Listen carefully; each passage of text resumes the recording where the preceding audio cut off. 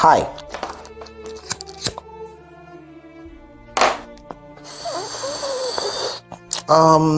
My name is Forgiveness is Fiction, and this is part 7 of the series I started a while ago. This part is Jesus and the Torah. Jesus and the Torah. You know, some people be like, because right now, what I want to do first of all now is I want to call out some of the ridiculous laws in the Torah. I think they're like 613 or 600 or so. You know, the laws God gave Moses, the Mosaic laws, directly from God. Now, let me list out some of the ridiculous laws to you. I mentioned stubborn children, so I'll just read the verse out to you. God said, stubborn children must be killed. Stubborn children must be killed. I explained all that in the previous one, but let me just read it to you. Deuteronomy 21:18 verse 20. Deuteronomy 21:18 to 21. If a man has a stubborn or rebellious son, which will not obey the voice of his father or the voice of his mother, or that, when they have chastened him, will not hearken unto them, then shall his father and his mother lay hold on him and bring him out unto the elders of the city and unto the gates of his place. And they shall say unto the elders of the city, this is our son, he is stubborn and rebellious. He will not obey our voice. He is a glutton. He is a drunkard. And all the men of the city shall stone him with stones, that he will die. So shalt thou put evil away from among you, and all Israel shall hear and fear you.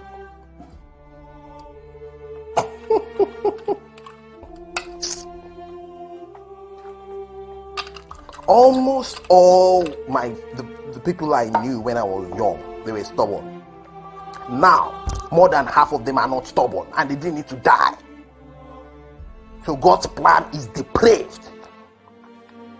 I said I'll just read it. Let me just go. Let me read another. Coming out on the Sabbath must be killed. If you come out on Sunday, you must be killed. Exodus 35:2. These are laws of the Torah. All those other ones are God's mothers. These are laws of the Torah. Exodus 35:2. Now 6 days shall work be done, but on the 7th day there shall be to you an holy day, a Sabbath of rest to the Lord. Whosoever doeth work therein shall be put to death. If you come out on Sunday, you are dying. That's God for you. You are dying. That's the person you are worshiping. You are dying. He has no regard for life. You don't get. That's why people are so scared. You know, when people say the fear of God. No. The fear of God. People say the fear of God is like the love of God. I have the fear of God. So I have the fear of God. Let me tell you the truth about yourselves. The fear of God is not the love of or for God. The fear of death is the fear. The fear of God is the fear of death. The fear of God is not the love for God. The fear of God is the fear of death. The fear of unexplainable death, untimely death, unquestionable agony. When people say, how did this person die? Hey, nobody knows. It's only God that knows. Let me worship him also. I won't die. That's the fear of death. Being a Christian is two things: fear and selfishness. You don't want to go to hell, so you are afraid. That is fear. You want to have a good life and you want to go to heaven. That is selfishness. You want God to give you a car and you are praying. That's selfishness. The car has nothing to do with God. So that's your own. Anyone who calls another God as the true God must be killed. If you are a Muslim and you come and say Allah is the God, you are gone. You are going down. This is instruction from the Almighty. Deuteronomy 13, 6-10. Let me see if I can rush it.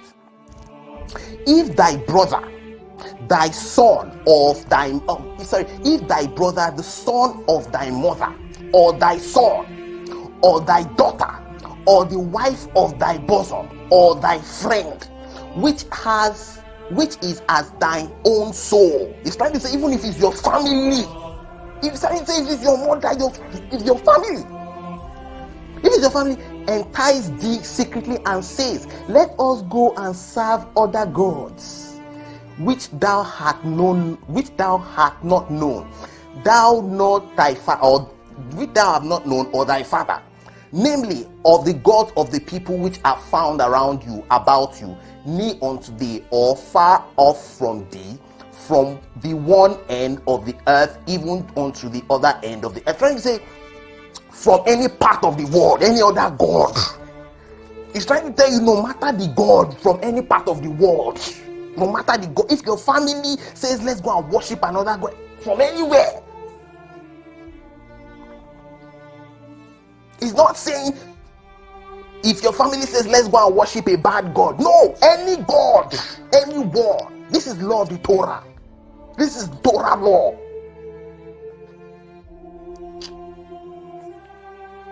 Thou shalt, if they say come and worship another God, thou shalt not consent to him, nor hearken unto him. Neither shall thine eyes pity him. Neither shalt thou spare, neither shalt thou conceal him. But thou shalt surely kill him. Thine hand shall be first upon him to be put to death. If your family says let's go and worship another God, it is you that should kill your family. Not that there is not appointing another. You should kill your family. If they say let's go and worship, let's go and worship Allah, or let's go and worship another God, you will kill. This is God talking. It's God that is talking. You are worshiping a demon. Thy hand shall be, and afterwards the hand of all people. After you kill them, the hand of other people too will kill them. And thou shalt stone him with stones, that he die, because he had sought to thrust thee away from the Lord thy God, which brought thee out of the land of Egypt, from the house of bondage. You say you brought them out of the land of bondage. You brought them to the desert to suffer with no food. And at the end of the day, you killed all of them. You killed almost all of them. The Moses did not allow me. They were eating in Egypt. They came to the desert, no food. You now gave them rubbish food. They are complaining you killed them.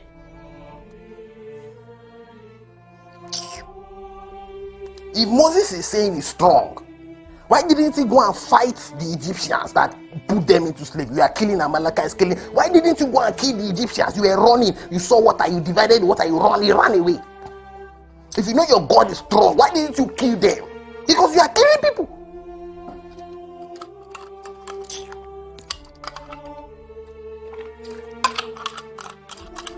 It's crazy, man.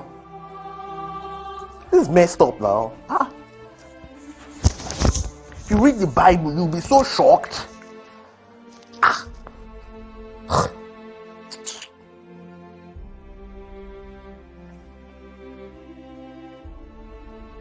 homosexuality.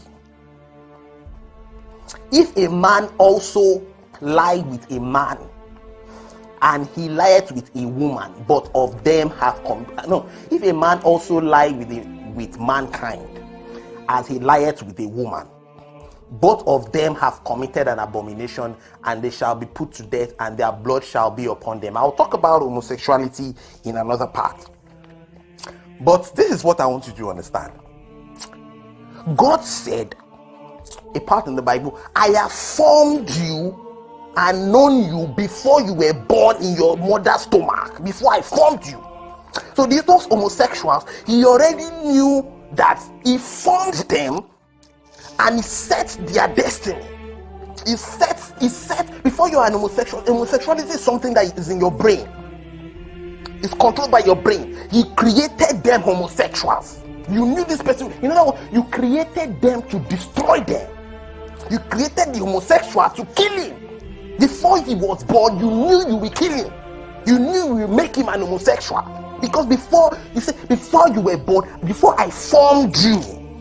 So God formed the homosexuality inside the person. You created him to destroy him.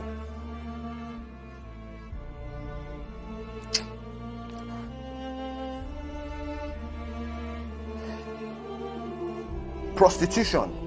Any girl that pleasures a man and both of them are happy and collects money as agreed by the man and woman before the act must be killed in front of her father's house. Deuteronomy 22 verse 21. Then they shall bring out the damsel to the door of her father's house, and the men of her city shall stone her with stones until she dies, because she had wrought folly into Israel to play the whore in her father's house. So shalt thou put evil away from among you. You know what God is saying here? Don't preach to prostitutes. I'm not saying prostitution is good. That's not what I'm saying. But God is saying, don't give prostitutes a second chance. Don't preach to prostitutes. You should kill them. This is instruction. This is instruction from Moses. I mean, from God.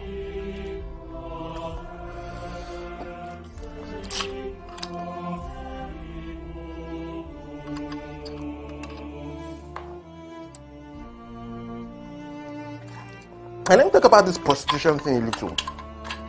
Jesus said, don't stone prostitutes. Well, God the Father said, stone prostitutes. Now, Jesus is saying, don't stone prostitutes, because some of you stoning prostitutes must have also done something wrong. This is why Jesus is talking nonsense compared to the laws of Moses.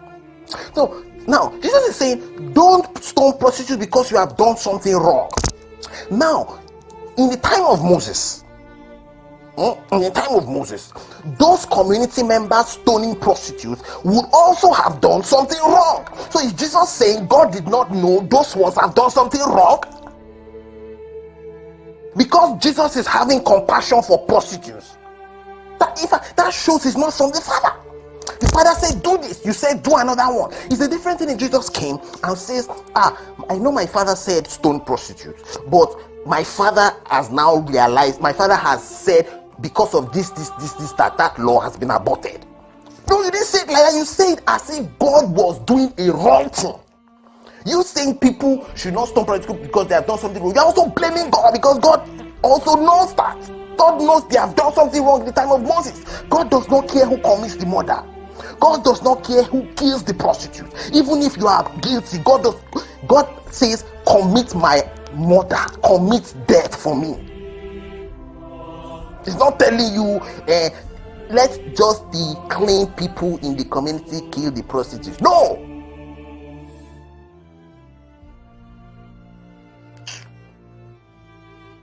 Now, let me go further. Some people will be like, the law of the Torah. Jesus came to come and sort it out. Jesus came to come and shake it. No problem.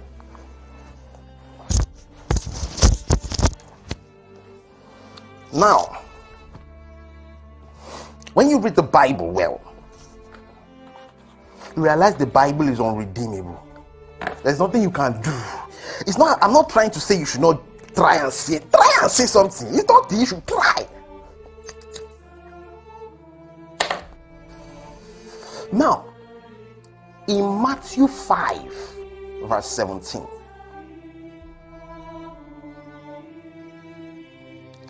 No, that's not. I wanted to read some. Okay, yes. Sorry. Jesus said, no law of Moses must be disobeyed. Jesus said, no law of Matthew 5:18. For truly I tell you, this is Jesus talking.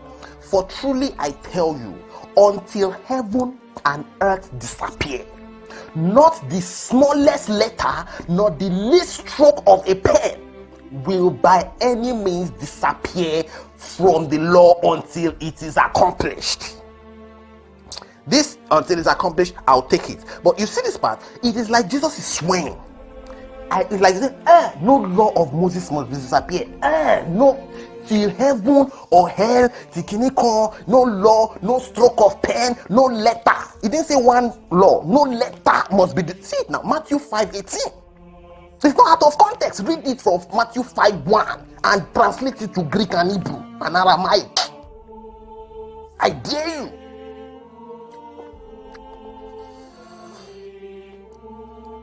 For truly I tell you, under heaven and earth, for truly I tell you, until heaven and earth disappear, not the smallest letter nor the least stroke of pen will by any means disappear from the law until everything is accomplished. It's accomplished. It's accomplished. Rubbish like you. Let's go. This is an overemphasis. He's saying no law must be. You know why? Jesus is scared. Jesus, his confidence has not yet. Jesus is very scared of the government. That's why when he was about to be killed, he was sweating. It was not the prayer that was making him sweat. It's the fear. Although that's my own opinion anyway. Because he was just kneeling down. So how is it sweat like blood?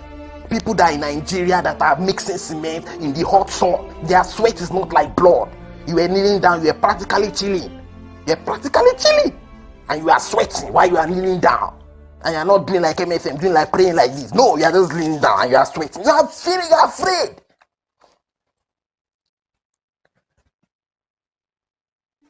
Now, some people will say, this is the main part I want to go to. Some people will say, Jesus has come to fulfill the law. You see, when some people say Jesus was very intelligent, I don't understand. Jesus is very daft. He just tries to use metaphors and mnemonic devices to confuse ignorant people. I will explain what I'm saying. Now, Matthew 5:17. This is what Jesus says. Think not that I am come to destroy the law. I have not come to destroy the law or the prophets. I have come to fulfill it. I am not come to destroy it, but to fulfill it. People say, as they have said that means all those laws of Moses, all those kill your stubborn children is gone. He's talking rubbish. Nonsense, meaningless metaphor, meaningless mnemonic device. Let me explain. Now, Jesus is saying here, think not that I have not come to destroy the law or the prophets. I have come not to destroy but to fulfill the law. Now, this is what Jesus is saying. Jesus is implying that the laws of Moses, all those laws I call, is implying that all those laws of Moses came with expiry dates. That's what he's implying. That all those laws given to Moses is like Jesus is saying, God said, Moses, take these laws, give it to my people until a Messiah comes. No, he didn't say until a Messiah. It has no expiry date. Go and check, every part of the Old Testament that God gave Moses laws.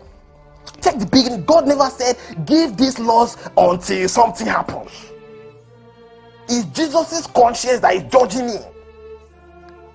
He doesn't want to say disobey, because if you just say disobey the law in that land, you will be killed quickly.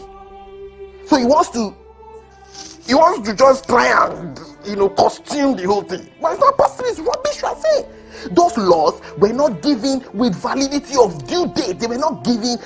God did not say, Moses, take this law until somebody comes to stop it. Check the Bible. Check it.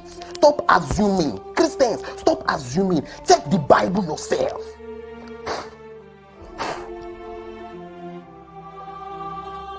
You see, I have not come to abolish the law, but fulfill the law. That fulfill, Jesus is making it prophetic. That fulfill is prophetic.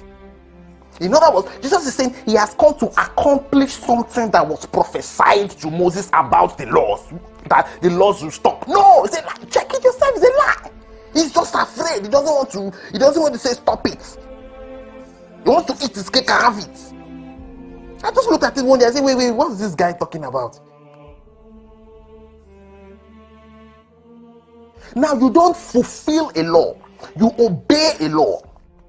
Now, even if you say you want to fulfill the rights of a law, that means you are saying you want to obey the law. Now, is Jesus saying, I have not come to cancel the law, but obey the law? No, that's not what he's saying. He's saying something has been prophesied. He has come to end the law. The person that gave the law, did they say it's going to end? Calling the law a curse is your conscience as Christians. You Christians calling the law a curse is your conscience that is judging you. Your conscience is using creativity to amend the Bible. That's what is happening. Your conscience and your rationality. All the parts that are not rational, your rationality is trying to amend them, and it's blasphemy. You don't add to the word of God. You are going to hell. It's blasphemy. I've not come to cancel the law, but you need to call the law. Did they say the law will end? Now, before I end, let me just call some other Torah laws. Because I've tried to explain that these laws were not given with expiry date. So Jesus is talking rubbish. Check it yourself. Check Old Testament when God was giving Moses those laws. Take this law before the Messiah comes. Even if any other prophet said the laws will end, that prophet is committing blasphemy. That prophet is committing blasphemy. I wish Moses was around when Jesus says, "Stop the law," or "Don't do this law." It's not only Jesus that is going down. That's how Moses works. It's not only Jesus. The whole of Nazareth are going down. Let me call the other Torah laws. I won't read the verses. I'll just call the verses. You could just check them when you're less busy. Now, 1. Just other ones, not the whole thing. 1. To destroy a city that has turned to idol worship. Destroy the city. Don't preach to them. Destroy them. Deuteronomy 13:17. Not to stop hating him. Someone that is not of God, someone that is an idol worshiper, you should not stop hating him. You should be hating him. Deuteronomy 13:9. Not to fear killing a false prophet. You must kill him. Leviticus 19:27. These are laws of the Torah. So Jesus is talking rubbish, saying you should end it. You should end it because it's not convenient for you Christians. You are trying to use creativity to amend it. You are committing. Let Moses catch you, or let Moses catch any other prophet saying the laws God gave him. You are saying you should stop it. Do not shave your beard. Leviticus 19:27. You are a Christian. You are shaving your beard. You are a sinner. You are a pastor. You are a sinner. Moses catch you, you are in trouble.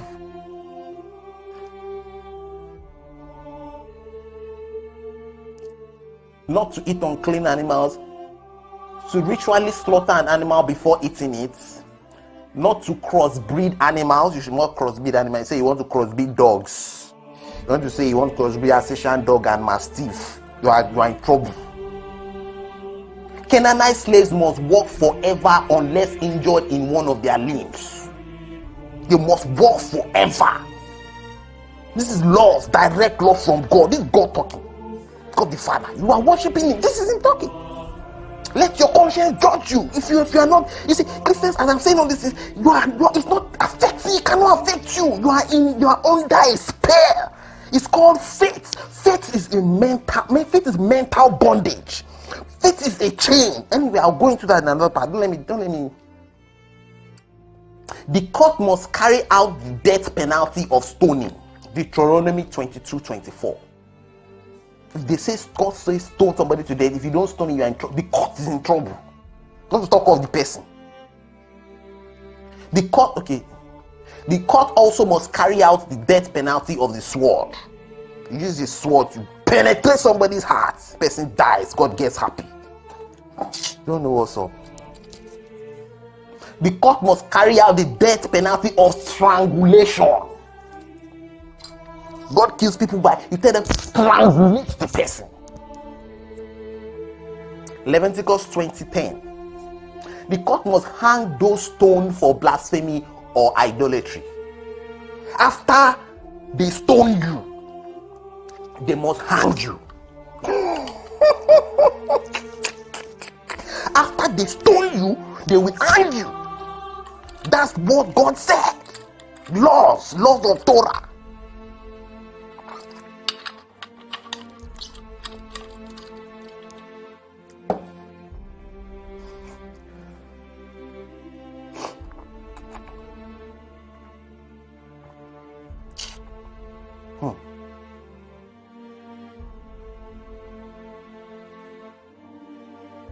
Destroy the 7 Canaanite nations. Deuteronomy 20:17. Not to let any of them remain alive. Deuteronomy 20:16. Kill all Canaanites, none of them should be alive. None. No child. There was a part in the Bible when I think some warriors went to fight or something for him and they didn't kill the women. He was angry. You did not kill the women. Even there was even a part where, I don't know, God sent someone to kill. They said the Amalekites were Canaanites. The warrior did not kill just the livestock. The warrior did not kill the goats and the cows. God was angry. God said, I said you should kill everything. You did not kill the cow. That's how evil God, you don't get. That's how evil he is. You did not kill. Imagine if they didn't kill the children. Those, they are dead. They are finished. They didn't kill, I said you should kill everyone. You didn't kill the cow. You didn't kill the goats. The goats and cows are going down to. Always remember what Amalekites did to the Jewish people. Never forgive. Don't forgive. My name is Forgiveness is Fiction, but that's just I was rapping before, so that's just my rap. I just had that rap. I didn't release any album, but I was rapping and writing raps, so that's just my rap. I'm not saying people should not forgive people. I'm calling myself Forgiveness is Fiction. But God said you must not forgive them. You must not forget what they did. And that's in Deuteronomy 25:17.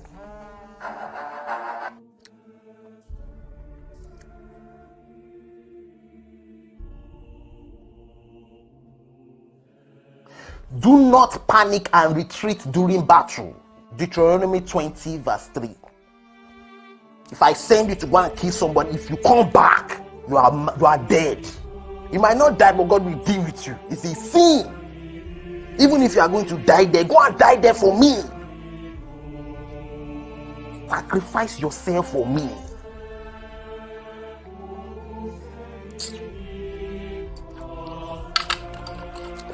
Let me just stop here. This we are worshiping. I love you. This is the Lord.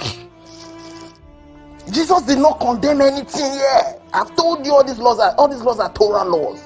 And the only thing Jesus said was, I have come to accomplish, not come to cancel the law, but accomplish a stupid thing which I've said. God did not give those laws with expiry dates. God did not give these laws and say they will end in one time, they will end in one time. Because he's afraid. Jesus is afraid, so he wants to have many followers, so he wants to bring everybody along. You understand? He wants to bring everybody, bring this one together, let us join and all of you worship me. It's not saying trying to say let everybody just come together and be one. No, come together and bow to me.